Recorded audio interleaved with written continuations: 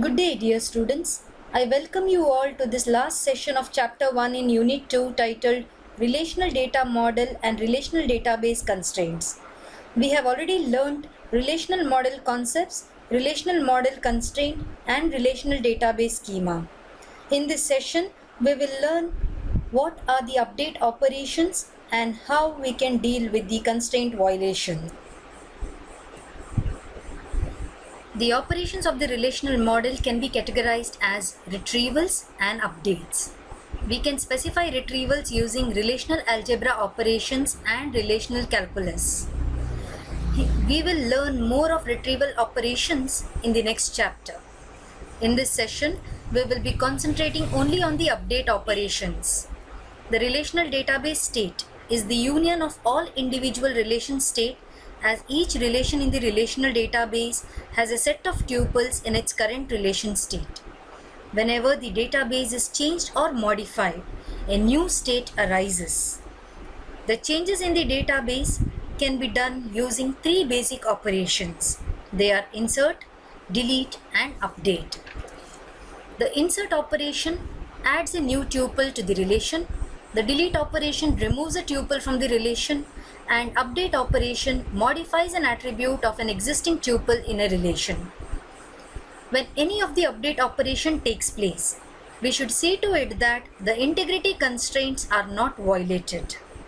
Sometimes, several update operations may have to be grouped, or updates may propagate to cause another update automatically to maintain integrity constraints. But what if the constraints are violated? If the constraints are violated, then several actions may take place. First, it may cancel the operation that caused the violation. Second, perform the operation but informs the user of the violation. 3. Trigger additional updates so that the violation is corrected. Fourth action, executes a user-specified error correction routine. Have a look at the company database schema which we discussed earlier. And the company database populated with data. I would be using this data to illustrate various update operations.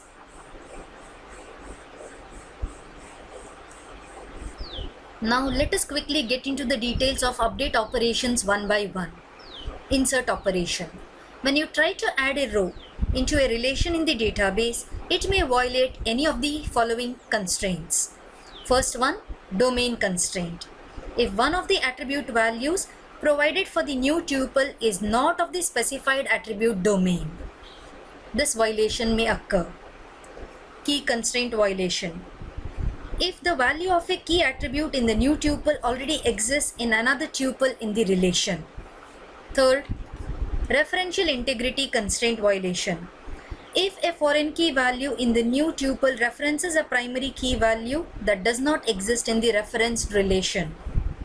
Fourth, entity integrity. If the primary key value is null in the new tuple. If none of the constraints are violated, then the new tuple is inserted into the relation. Now let's see examples of insert operations. Example A is going to be rejected because it violates the entity integrity constraint. The second constraint is also rejected because it violates the key constraint. Here we are trying to insert a tuple with a SYSN value which is already existing. Example C is rejected as referential integrity constraint specified on denum,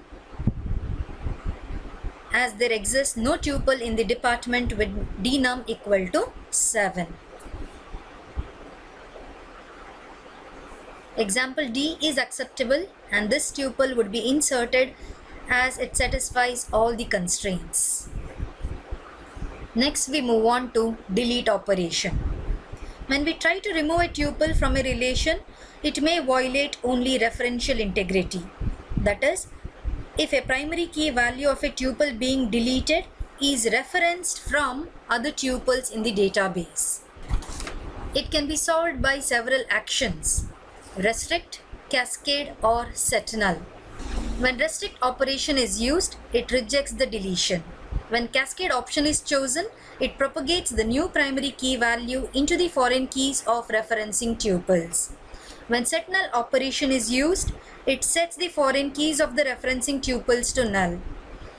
We must also note that these options must be specified during the database design for each foreign key constraint.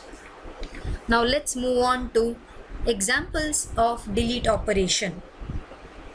Example A is not acceptable because tuples in workson refers to this tuple.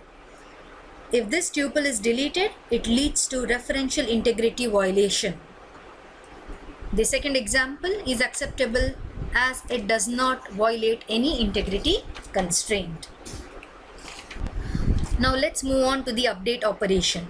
When we try to edit or modify an existing attribute in a database relation using the update operation, it may lead to violation of domain constraint and not null constraint on an attribute.